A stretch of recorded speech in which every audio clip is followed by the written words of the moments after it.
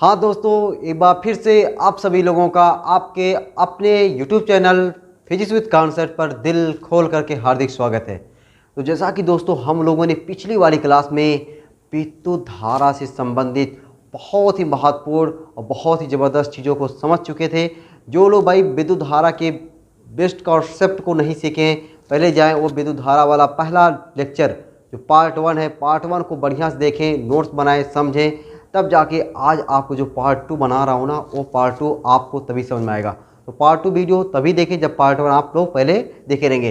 तो आज पार्ट 2 में दोस्तों हम लोग क्या चर्चा करने वाले हैं, विद्युत धारा के विषय में ही। ठीक है, अब ये चैप्टर हमारा शुरू हुआ है धारा विद्युत में 2 लेसन, पहला वैद्युत चालन और दूसरा पढ़ेंगे किरचॉफ का नियम तथा परिपथ, कोई जो भी है, ठीक है, या वैद्युत परिपथ संबंधी किरचॉफ जो है वो चैप्टर तो बाद में चैप्टर पढ़ेंगे। तो पहला चैप्टर ये हमारा जो चल रहा है वैद्युत चालन। वैद्युत चालन में एक वीडियो आपको मिल गई है, दूसरी वीडियो ये आपके सामने है ना। तो आज दोस्तों हम लोग जो सीखने वाले हैं क्या कि आवेश के वृत्ताकार पथ पर गति करने से प्रवाहित धारा, मतलब जो आवेश है वह आवेश किसी वृत्ताकार पथ पर गति कर रहा है। किस पर? किसी वृत्ताकार पथ पर गति कर रहा है। तो वृत्ताकार पथ पर गति करने से धारा प्रवाहित जो होगी उसका सूत्र क्या होगा, इस पे जो सूत्र बनेगा वह सूत्र आपको सीखना है। और सूत्र कोई नया सूत्र नहीं बनने वाला है, बस वही बेसिक सूत्र से सूत्र बनाएंगे, बेसिक सूत्र से सूत्र बनाएंगे और उस सूत्र को आपको याद रखना है। और उस सूत्र पे सवाल एग्जाम में टपकता है, तो टपकने वाले सवाल पे हमारा फोकस रहेगा। बाकी सूत्र कैसे बना हुआ है वो तो सूत्र अपने आप याद हो जाएगा। जो सूत्र कैसे बनेगा तो अपने आप याद रहेगा। दोस्तों जो एग्जाम में टपकने वाला क्वेश्चन रहेगा ना, उस पर हमें ध्यान देना है और उसको हमें बढ़िया से समझना है।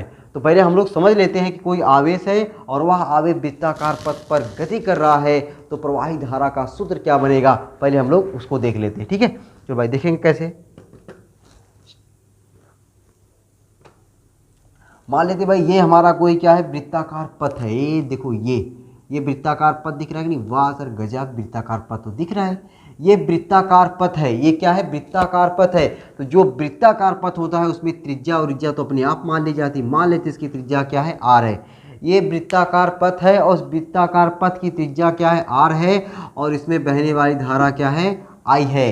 इससे बहने वाली धारा क्या है, आई है। ठीक है, अब देखो भाई जो सूत्र है, जो हमने मेन सूत्र पढ़ा हुआ है, मेन सूत्र याद है ना, विद्युत धारा की परिभाषा आई बराबर क्यू अपान टी।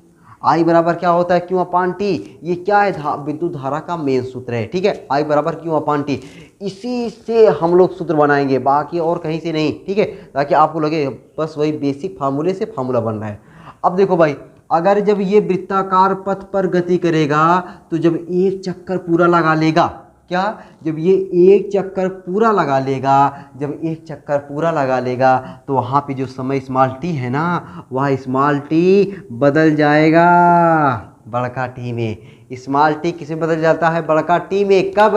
जब ये कोई आवेश स्मॉल आर त्रिज्या की कक्षा, चाहे स्मॉल आर त्रिज्या हो, ये तो त्रिज्या स्मॉल आर माना गया ना, कोई भी कक्षा की त्रिज्या हो सकती है, मतलब वृत्ताकार कक्षा की त्रिज्या में भी या वृत्ताकार पथ पर एक चक्कर अगर लगा लेगा तो वहाँ भी स्मॉल टी जो होता है वह कैपिटल टी में बदल जाएगा। ठीक है, अगर ये दोस्तों अगर ये वृत्ति गति कर रहा है, केवल सरल रेखी वृत्ति गति करेगा, तो वहाँ पे टी बराबर यानी समय बराबर दूरी बटा चाल, टी बराबर क्या हो जाएगा, 2 पाई आर बटा वी। समय बराबर क्या होता है, दूरी बटा चाल। समय बराबर क्या होता है, दूरी बटा चाल। तो दूरी क्या हो गई, 2 पाई आर, त्रिज्या को आर माने हैं ना, 2 पाई आर, चाल को वी मान लेते हैं, चाल को वी मान लेते हैं, वी फॉर वेलोसिटी। अच्छा, अगर ये कोणीय गति करे, जो हमारा विद्युत धारा है यानी आवेश है, अगर आवेश क्या करे, कोणीय गति, कोणीय मतलब कोणीय वेग से, कोणीय वेग बोले तो ओमेगा से गति करेगा, तब वहाँ पे टी, तब टी क्या हो जाएगा, समय बराबर दूरी बटा चाल। तो दूरी क्या हो जाएगी तब 2 पाई, दूरी क्या हो जाएगी 2 पाई, और चाल क्या हो जाएगा ओमेगा, चाल क्या हो जाएगा ओमेगा। अच्छा, वही अगर ये आप इस यानी टी बोले तो आवर्तकाल को आवृत्ति के तो रूप में भी लिख सकते हैं। आवृत्ति बोले तो यन, यानी आवृत्ति के 1/n। ठीक है, आवर्तकाल क्या होता है, आवृत्ति का उल्टा, आवृत्ति का उल्टा आवर्तकाल, आवृत्ति का उल्टा आवर्तकाल और आवर्तकाल का उल्टा आवृत्ति। ठीक है, एक दूसरे के क्या होते हैं, व्युत्क्रमानुपाती होते हैं ना। तो ये डिपेंड करेगा कि चाल कैसी चल रही है। जैसा चाल चलेगा वैसा सूत्र हमको ठोक देना है, जैसा चाल चलेगा वैसा सूत्र हमको क्या कर देना है, ठोक देना है। ठीक है, पसंद आया ना। क्या भाई ये चीज़ सीखने को मिला कि कोई आवेश है और वह आवेश वृत्ताकार पथ पर क्या कर रहा है, गति कर रहा है। तो प्रवाही धारा का जो सूत्र, मेन सूत्र होता है I बराबर Q अपान T। अच्छा, अगर यहाँ पे आपको लग रहा है ना कुछ शब्द लिखने की ज़रूरत है तो मैं बोल रहा हूँ भाई, देखो शब्द अपने मन से देखो, शब्द क्या लिख सकते हो, सोचो जरा, सोचो, दिमागवा का, खोपड़िया का कुछ यूज करो।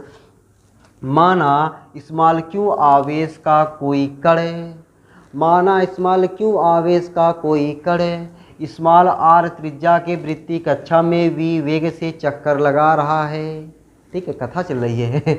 माना स्मॉल r त्रिज्या का, माना स्मॉल q आवेश का कोई कण है, स्मॉल r त्रिज्या की वृत्तीय कक्षा में स्मॉल v वेग से चक्कर लगा रहा है, तब उसमें बहने वाली धारा I बराबर Q अपान T, और T की जगह पे क्या हो जाएगा, बड़का T। तो I बराबर Q बटे बड़का T, और बड़का T डिपेंड करेगा इसी कंडीशन के आधार पर कि रेखी गति है कि कोणीय गति है कि वह आवृत्ति के पदों में है। तो ये हुआ। अब इस पर हम लोग एक बहुत ही, एक क्या दो क्वेश्चन लिखता हूँ, और दो क्वेश्चन बहुत प्यारे प्यारे क्वेश्चंस हैं, और दो क्वेश्चंस को लगाता हूँ। वो क्वेश्चंस आपके एग्जाम में टपके हुए क्वेश्चंस हैं। इस पर जो सूत्र लिखा हूँ, इस पर आपके एग्जाम में टपके हुए दो क्वेश्चंस हैं। वो दो क्वेश्चंस को मैं लगाता हूँ, उम्मीद है वो दो क्वेश्चंस आपको लगाने में आनंद आ जाएगा। ठीक है, क्या आ जाएगा, आनंद आ जाएगा। तो लीजिए भाई आनंद, पहले तो ये चीज़ आप लोग नोट कर लो जो मैं बोला हूँ। ठीक है, अगर शब्द लिखने का मन कर रहा है, लग रहा है नहीं सब सर मुझे बिना शब्द के मज़ा नहीं आता है, तो आप लोग शब्द जो मैं बोला हूँ उससे वहाँ से शब्द लिख लिया करो। ठीक ना भैया। चलो अब आ जाते भाई, मैं दो क्वेश्चन यहाँ पे लिख रहा हूँ आपके लिए। हाँ तो भाई दो क्वेश्चन है ना आपके सामने, दो क्वेश्चन आप पढ़िए, एक बार प्यार से पढ़िए और देखिए क्वेश्चन है मज़ेदार कि नहीं। देखिए भाई मैं पढ़ता हूँ कि H मतलब हाइड्रोजन, H मतलब क्या होता है, हाइड्रोजन। हाइड्रोजन परमाणु में कोई इलेक्ट्रॉन 10⁻20 चक्कर प्रति सेकंड की दर से वृत्ताकार कक्षा में चक्कर लगा रहा हो तो प्रवाही धारा की गणना कीजिए। क्या पूछ रहा है, प्रवाही धारा की गणना कीजिए। कर दोगे ना, एकदम भाई, एकदम गणना हम लोग करने के लिए तैयार हैं। देखिए जरा, अच्छा पहले गणना करने से पहले क्वेश्चनों में क्या दिया है उसको तो समझ लेते हैं। हाइड्रोजन परमाणु में कोई इलेक्ट्रॉन आ गया, इलेक्ट्रॉन पर आवेश याद है ना, 1.6 × 10⁻−19 होता है। ठीक है, अच्छा ये क्या है, ये तो कितने लोग तो बता ही नहीं पाएंगे, 10⁻20 चक्कर प्रति सेकेंड है, सेकेंड नहीं है, केवल सेकेंड होता तो ये समय होता, लेकिन प्रति सेकेंड है। प्रति सेकेंड जो दोस्तों मात्रक होता है आवृत्ति का होता है। और अभी जस्ट हमने पहले बताया T बराबर 1/n, यानी n क्या है, आवृत्ति है। आवृत्ति का मात्रक हर्ट्ज भी होता है और प्रति सेकंड भी होता है, चक्कर प्रति सेकंड होता है। तो चक्कर प्रति सेकंड या प्रति सेकंड अगर आ जाए तो समझो आवृत्ति है। तो आपको आवृत्ति यानी n दिया हुआ है, स्मॉल n 10⁻20।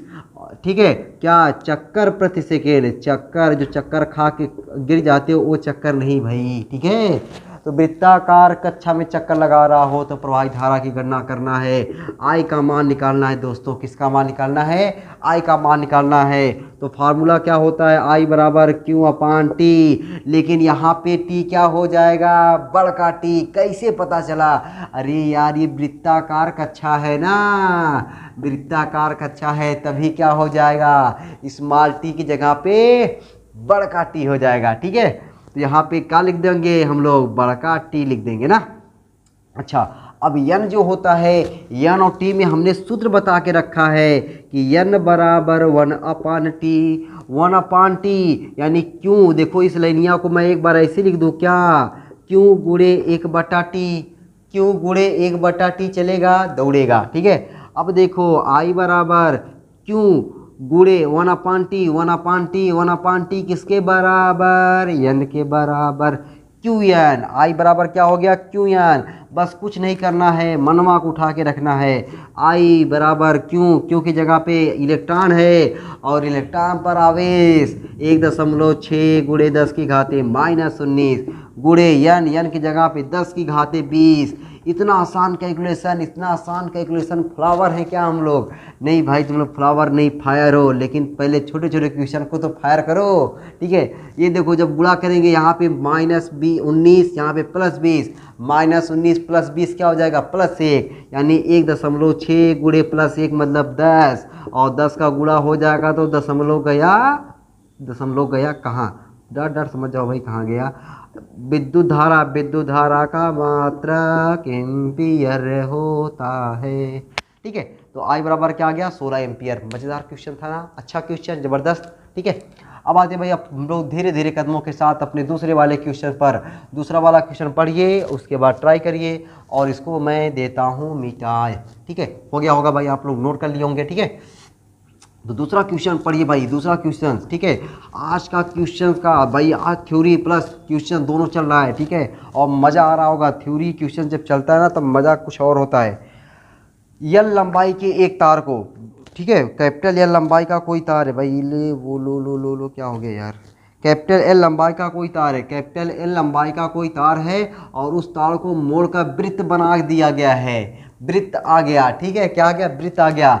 वृत्त बनाया जाता है जिस वृत्त में कौनो इलेक्ट्रॉन है और वह इलेक्ट्रॉन v वेग से चक्कर लगा रहा है, तो प्रवाही धारा की गणना कीजिए। वही धारा आई निकालना है, वही धारा क्या करना है? आई निकालना है। पहले क्वेश्चन का मतलब समझ लो।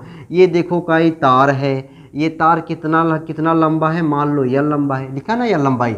यल लंबाई के कौनों तार को इसको मोड़ करके क्या कर दिया गया? वृत्त बना दिया गया। वाह सर, क्या वृत्त बना रहे हैं आप। ये लो, अब बन गया वृत्त। यल लंबाई के तार को मोड़कर क्या बना दिया गया? वृत्त बना दिया गया, ठीक है। अब वृत्त बना दिया गया, इसकी त्रिज्या रुज्या होगी, नहीं पता है तो आर अपना जिंदाबाद। अच्छा, अब यह जो आपकी यल थी, यल किसके बराबर हो गई? 2πr के बराबर हो गई। और अगर आर की कहीं ज़रूरत पड़ेगी ना, आर की कहीं ज़रूरत पड़ेगी, 2π/यल लिख देंगे। अगर आर की कहीं ज़रूरत पड़ी तो 2π/यल लिखेंगे, ज़रूरत पड़ेगी तो, ठीक है। निकाल लिया हूँ, ठीक है। अब देखो भाई क्या कह रहा है, धारा की गणना करना है। अरे धारा पूछ रहा है, क्या पूछ रहा है? धारा पूछ रहा है। धारा को किससे लिखते हैं? आई से। और वृत्त रहेगा तो टी की जगह पे बड़का टी, टी की जगह पे बड़का टी, ठीक है। अब देखो भाई क्या कर रहा है, ये वृत्त में कोई इलेक्ट्रॉन वी वेग से चक्कर लगा रहा है, चक्कर लगा रहा है, तो इसका मतलब है कि चाल बराबर दूरी बटा समय, चाल बराबर दूरी बटा समय। दूरी क्या हो जाएगा? 2πr। चाल क्या हो जाएगा? v। चाल बराबर दूरी बटा समय, चाल बराबर दूरी बटा समय। तो समय है ये, समय बराबर दूरी बटा चाल, दूरी बटा चाल, ठीक है। v कहाँ जाएगा? v जाएगा ऊपरा, क्यों? v बटा 2πr, क्यों? v बटा 2πr। r का मनवा यहाँ रख दें, इसीलिए तो हमने निकाला था कि अगर ज़रूरत पड़ेगी रख देंगे, नहीं ज़रूरत पड़ेगी कोनो बात नहीं, ठीक है। ज़रूरत पड़ गई, और ज़रूरत पड़ गई तो ला के यहाँ पे ठोक दो, ठीक है। क्यों? v बटा 2πv, नहीं आर, आर आर आर की जगह पे बोलो भाई 2π/यल, ठीक है। सही यार, आर बराबर, वाह गजब, आर बराबर मैं लिखा हूँ 2π/यल। देखो यार क्या गजब, गजब ना, गजब कर रहा हूँ ना। क्या होना चाहिए था? आर बराबर यल बटा 2π। आर बराबर क्या होना चाहिए? यल बटा 2π ना, यस, यल बटा 2π। 2π गया तो आई बराबर क्यू वी। यहाँ पे इलेक्ट्रॉन है, इलेक्ट्रॉन की जगह पे ई लिख दो, क्यू की जगह पे ई लिख दो, v/यल। ये देखो आया EV/यल। कितना अच्छा लग रहा है ना, EV/L, कितना अच्छा लग रहा है रे तो, EV/L, ठीक है। तो ये रहा भाई दूसरा क्वेश्चन। उम्मीद है भाई ये दोनों क्वेश्चन आपको मजा आया होगा, ठीक है। अब चीज़ें खत्म थोड़ी करते हैं, 2 क्वेश्चन बताए, थोड़ा सा टॉपिक बताए, वीडियो खत्म नहीं। वीडियो 25 मिनट, 30 मिनट, 20 मिनट इतने की होनी ही चाहिए। ये नहीं कि 10 मिनट 15 मिनट की, 15 मिनट का आप फिजिक्स पढ़ेंगे, कुछ नहीं, ठीक है। खिलाना थोड़ी आप लोग को, भाई खाओ मस्त रहो, ऐसे नहीं, कुछ करना है, ठीक है। कुछ करना है तो कुछ ज़्यादा पढ़ना पड़ेगा ना। अब आगे देखते भाई जरा हम लोग आगे। तो पहले अपना नोट तो कर लो। हो गया सर, हो गया, नोट हो गया, नोट हो गया। अब आगे आते भाई, आगे हम लोग देखो क्या देखते हैं। देखो अच्छा, अभी हमने जो आपको बताया था ना, जब विद्युत धारा पढ़ाए थे पहला चैप्टर, मतलब पहला वीडियो में हमने झक्कास तरीके से विद्युत धारा के बारे में बहुत कुछ बताया था।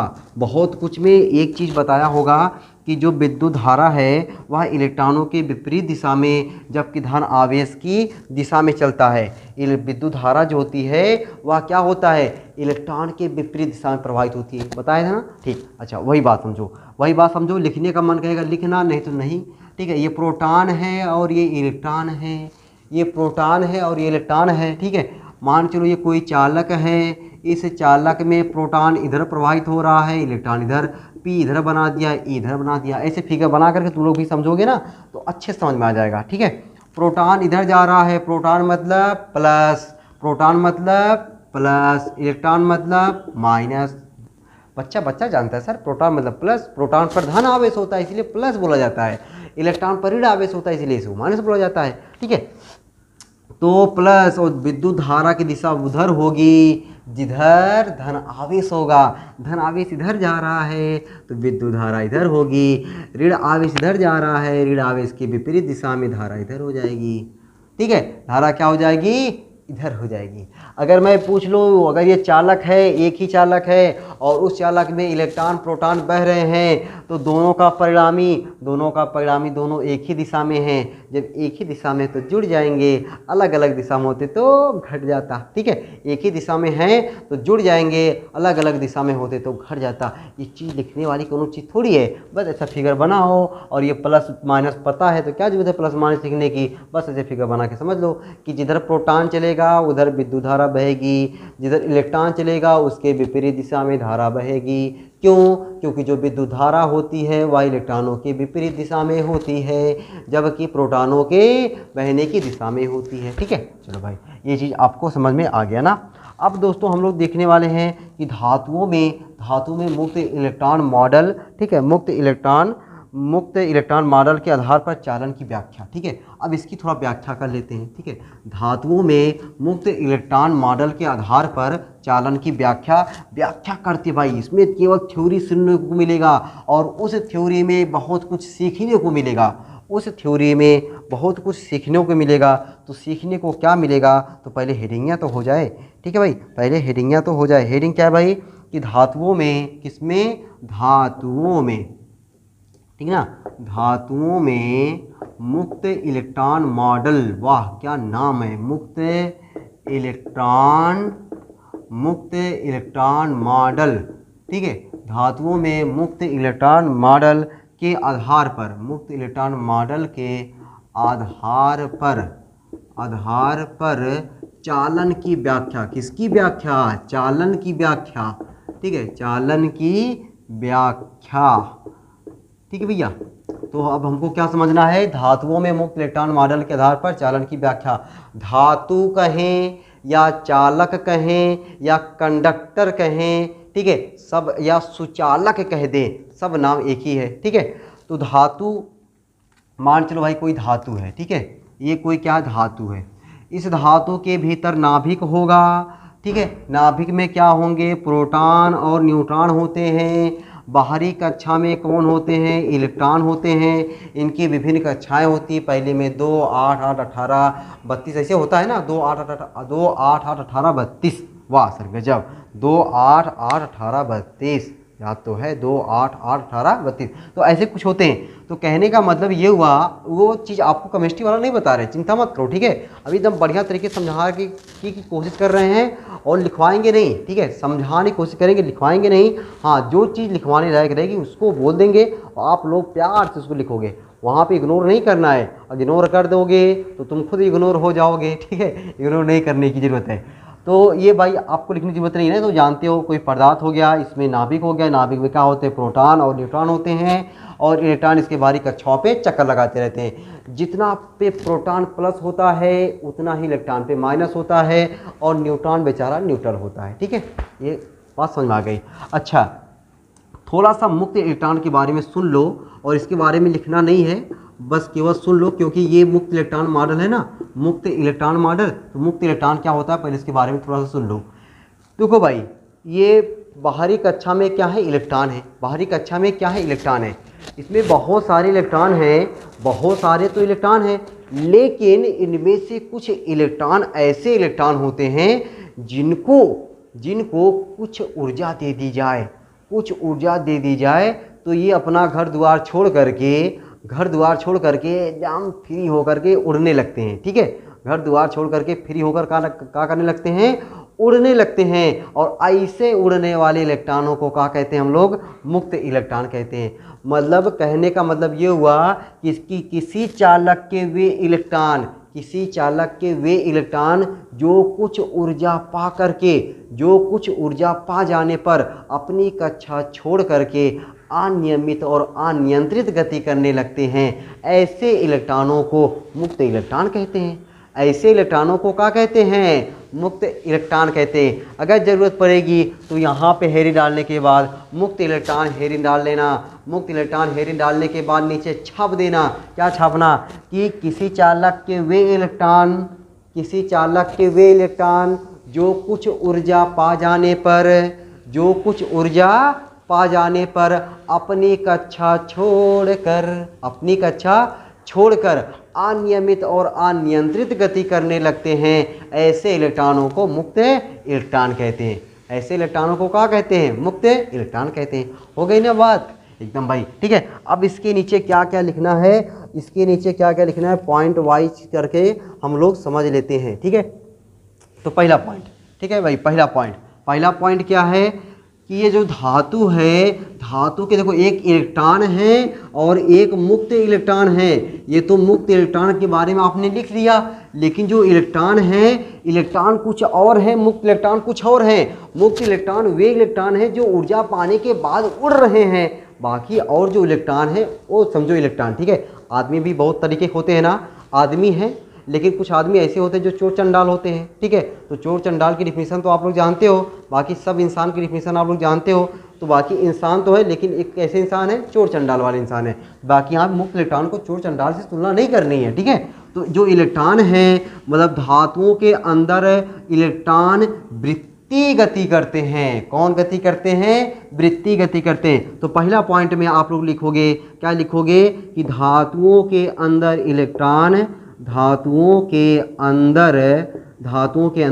इलेक्ट्रॉन, मुक्त इलेक्ट्रॉन नहीं भैया, मैं बार बार बता रहा हूँ, इलेक्ट्रॉन मुक्त इलेक्ट्रॉन में मतलब समझ लो बढ़िया से। ठीक है, धातुओं के अंदर इलेक्ट्रॉन क्या करते हैं, वृत्तीय गति करते हैं। कौन गति करते हैं, वृत्तीय गति करते हैं।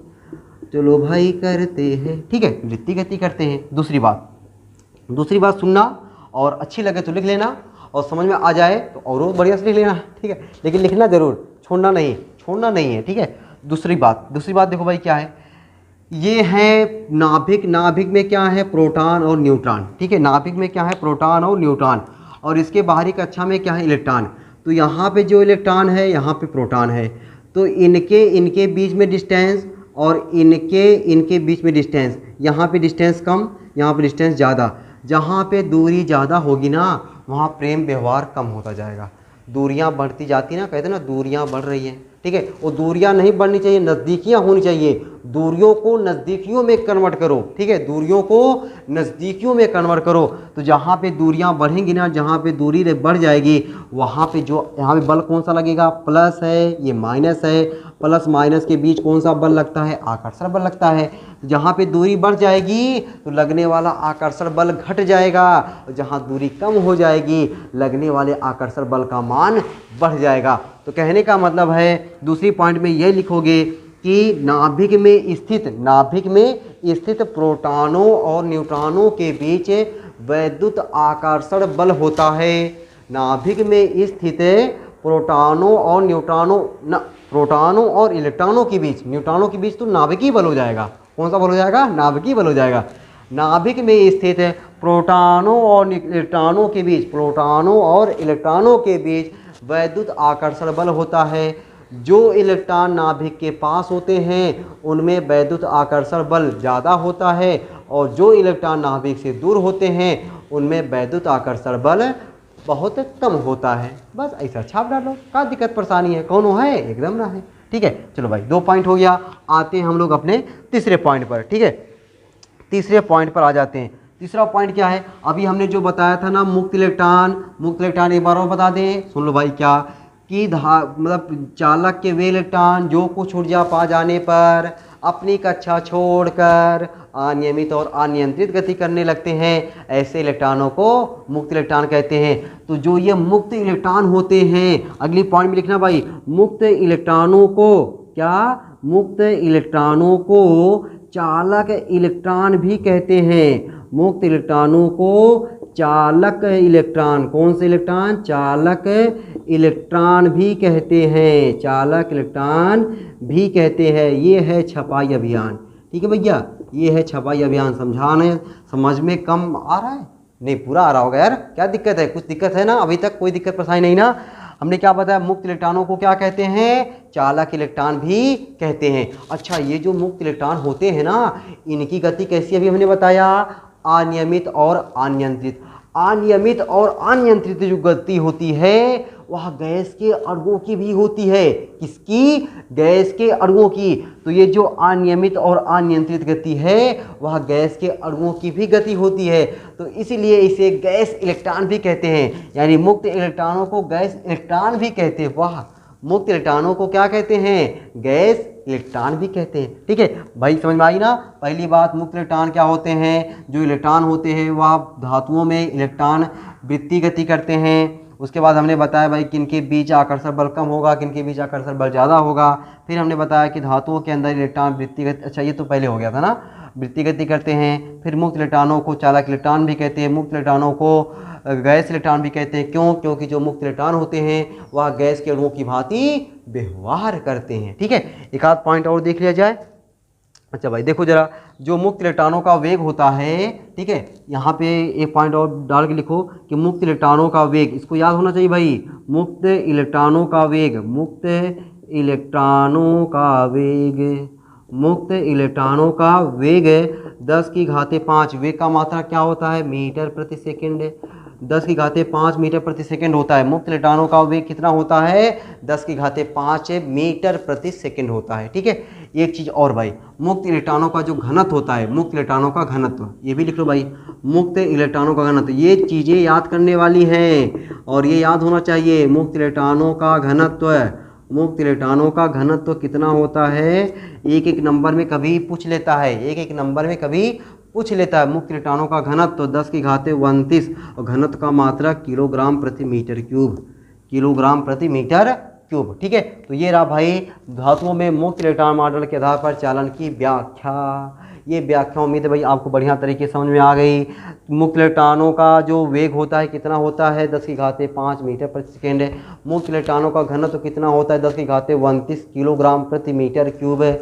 मुक्त इलेक्ट्रॉन क्या होते हैं, चालक के वे इलेक्ट्रॉन जो कुछ ऊर्जा पा करके अपनी कक्षा छोड़ करके अनियमित और अनियंत्रित गति करने लगते हैं, मुक्त इलेक्ट्रॉन कहते हैं। मुक्त इलेक्ट्रॉन को चालक इलेक्ट्रॉन भी कहते हैं। मुक्त इलेक्ट्रॉन गैस के अणुओं की भांति व्यवहार करने की वजह से इनको गैस इलेक्ट्रॉन भी कहते हैं। जो इलेक्ट्रॉन होते हैं वह धातुओं के अंदर वृत्ति गति करते हैं। हर एक चीज़ 2 बार 3 बार बोल दिया हूँ कि आपको एकदम बढ़िया तरीके से याद भी हो जाए और बढ़िया से समझ में आ जाए। ठीक है दोस्तों, आज की क्लास रखते हैं यहीं पर। आप हंसते रहिए, मुस्कुराते रहिए और चीज़ों को बहुत ही बढ़िया तरीके से समझते रहिए, पढ़ते रहिए। ठीक है, फिर मिलते हैं अगली क्लास में बहुत ही शानदार, जानदार और मस्त टॉपिक के साथ। तब तक के लिए सबको बाय बाय।